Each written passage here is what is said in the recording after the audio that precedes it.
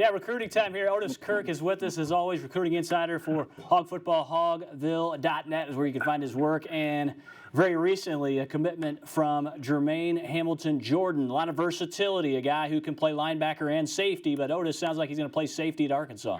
Yeah, well, he had Washington State, Kansas State, Iowa State, Kentucky. He had offers to play linebacker, but he wants to play. He's going to play for safety for Barry Odom. Barry Odom, Sam Carter, and Sam Pittman did a great job recruiting him. They got in on him. He's fast. He had 150 tackles last year. He could play linebacker, but the only thing is he's undersized. He's about 6'1", close to 200, Drew, and he's more of he's perfect for what Coach Odom wants to do, and what most schools are doing now. Basically, one of your safeties or your rover, your bandit, whatever they call it, nickelback, there's different terminology, but it's all of a sudden, a lot of those guys turn into, they're nothing more than a bigger linebacker, or a linebacker who's faster, more or less faster, not necessarily bigger, but faster. And that's what Arkansas wants from Jermaine, and he's going to be perfect for that role. I think he may step in. Well, he will step in and play immediately. The biggest question is, will he start as freshman or will he just play? Because he's going to see the field his freshman year. He's that good. It was nice to get back into Kansas City. That's an area that Arkansas can do really well in. It's like a 4.5, 4.5 hour drive up there, depending on what part you're going to. I went up to see a game a few years ago when it's been a long time ago actually, but I went up there and I made less than 4 hours. But I was on the south side of Kansas City seeing a game and see a prospect play. But it's a sweet little drive, and it's an easy drive. And Jermaine is a very good pickup. He goes to Kansas City College, Lincoln College Prep, and he's a good student. He's got a lot of offers and, had a mixture of big offers, small offers. But like I said, a lot of schools like Kentucky, Washington State, and those schools all offered him. And so it was a good pickup for Sam and those guys. And Barry Odom played a big role, and that did Sam Carter, by the way. Yeah, sounds like a great kid, Jermaine Hamilton Jordan. In the meantime, Lucas Coley, a quarterback, and we've talked a lot about Lucas. He's going to announce on Tuesday his choice. Yeah, and Coley is a dual threat right out of San Antonio. He is. He's a dual threat out of San Antonio college down, or high school down there. Cornerstone Christian is the name of the high school. They play a pretty tough schedule for a Christian league or for a church private league. They played some of the schools like Raleigh Williams went to, and then Raleigh's brother went to, and some other schools, and they won those games. And Lucas is a true dual threat quarterback. He's 6'2", 197, got 30 offers.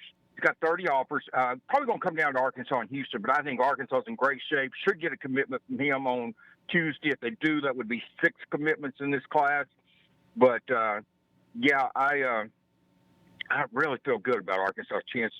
He's got a lot of video. If you follow him on Twitter at Lucas Coley QB, you can go in there and look at a lot of his videos. He's got huddle. He's also got just some videos of him throwing stuff, Drew, that fans can watch. It's not just huddle. It's video from him actually getting out here and just throwing, practicing and some stuff during the shutdown. And so it's really interesting. That's why I'm saying, because you watch the huddle. When you get into huddle, you see a lot of, usually it's highlight plays. Everybody puts their best plays on there. They're not dumb. They put their best plays.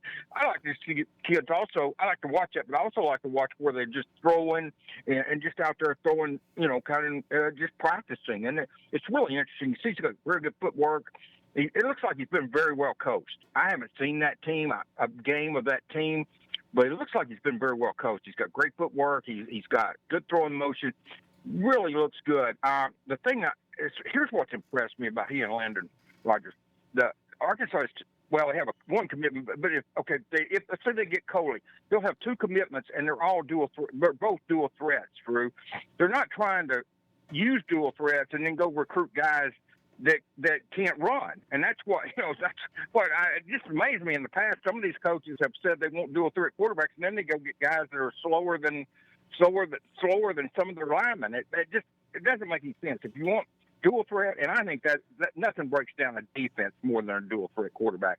They can pass, but if it's not there, they can beat you with their legs. And that so far, that's what Sam and Kendall Browse are going after is dual threats, and I love that. I've always thought Hey, I love Quinn Grovey. I mean, Quinn could break you down Yeah. passing or running, and I love that. So that's what I like about that. You mentioned Parkview earlier in this segment, but let's talk about a tight end from there, Aaron Outley. I understand he just got an offer not too long ago from Michigan. Big kid, 6'4". He's about 247 pounds. Yeah, he is, and he was the first kid that didn't have an offer to Arkansas in the state that Sam Pittman offered was Outley. He offered him, and he's just he was offered by Michigan. That brings his total up to 21. By the way, he's now got 21 offers, and that's something to be said for that. That's a lot of schools, and most of those are big time offers. We're not talking, just 21 colleges. We're talking pretty big time offers. So it's big that he's getting that attention. There was 3 tight ends I really liked in this state, and he was one of them. And he's the one that Arkansas offered. And but I mean, you're talking LSU, you're talking Michigan State, Florida State, you're talking Tennessee, you're talking A&M, just Oregon. I mean, it's kind of the who's who of college. But Penn State, Penn State offered him right before Michigan did. So that's the last 2 offers.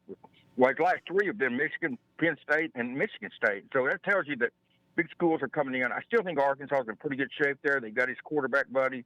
They're in good shape on Joyner, his kid running back that's a year behind him in school. They're also at Parkview. And then I still think it's possible that Arkansas could go after Bobby Portis' brother over at Parkview as well. So, I mean, there's some talent on that team. Coach Bowling is doing a good job building the talent level up there. And the Parkview used to be a force when Keith Jackson, Ricky Williams, and those guys played there, and it kind of died down. But now it's coming back, and Coach Bowling is bringing it back. Their record was only 4-6 last year, but I expect them to be a lot better this year. Of course, they had some bad luck. They lost Joyner early last year. James Joyner, the running back, that did not help. They're not so deep that they can afford to lose key players and still maintain. But yet, 4 of those 6 losses were extremely tight games, really close games. They got blown out pretty much by Pulaski Academy and Little Rock Christian, who blown out. Those 2 blew out a lot of schools. They played Maumelle. They played Whitehall. They played Springdale. They played some really close games against some very good teams. Drayton Norwood, we've talked a lot about Drayton, and his offer sheet grows. He just picked up an offer from Miami of Florida. Yeah, he did. I don't know how that's going to affect, or if it will affect his top 5, because he had just released a top 5. I think we talked about that last week, so I won't go deep into that. But Arkansas, Notre Dame, Georgia, Missouri, and Oklahoma were on that list, but now Miami's come in there. But there's another kid that's got offers like Tennessee, Auburn, Mississippi State, Texas A&M, some schools that didn't make the top 5. They're very good schools. So, he's got a lot of talent, a lot of offers, very versatile kid, probably will play corner in college. Drew plays pretty much quarterback and all over the field for wherever they need him at Northside. And I know Coach Pittman would love to keep that Northside Grizzly to Arkansas, Fayetteville, Arkansas pipeline going. I mean, Mike Neighbors and Eric Musselman, those guys, Mike Anderson, they all kind of got that pipeline going back up this way. Mike got Isaiah Joe and Eric Kitsu, basketball player this year, and then Williams, and then of course my Neighbors just picked up, Jersey Wolfenberger. So I mean, there's some talent in that town, and a lot of it goes to Northside, and but that'd be a great pickup for Sam. And this is a kid that Arkansas offered when he was a sophomore. Coach Morris and that staff offered him a long time ago. So, so it's good. They actually offered him, February the 11th in 2019 is when Arkansas offered him the first time. So that's been over a year ago, 14, 15 months ago. You talked about Marlin Crockett quite a bit. And this is somebody who I really enjoy just watching them throw the football up and seeing if he can go up there and get it. And this is somebody who has decided to transfer to Cabot. Yeah, it'll be his 3rd high school in 3 years. That's got some people wondering, shaking their head, scratching their head a little bit. But I mean, that's not really, it's nobody's business. I mean, Marlin's doing what he thinks he's due. He played at Gregory Portland as a sophomore, then he went to Searcy, helped them win a state championship in sophomore down in Texas. He was the newcomer of the year in that district, 15-5A in Texas. He was the newcomer of the year. Last year, he went over to Searcy, helped them beat Greenwood in the semifinals, and then beat Benton in the finals. They lost one game all year. That was to Jonesboro. And so, I mean, he's 6'4", 190, got Kansas, got Arkansas State. He's got some offers. I'd really love to. I don't know what Arkansas will offer him. He's one of those kids that this has not helped. This COVID-19 stuff has not helped with him because it's not allowing Arkansas to go over and watch him practice or him come up here to camp or something. So that's one of the kids that you just you hate to see this for that, but it is what it is. But he's a very good ball player. He will be a good player in college.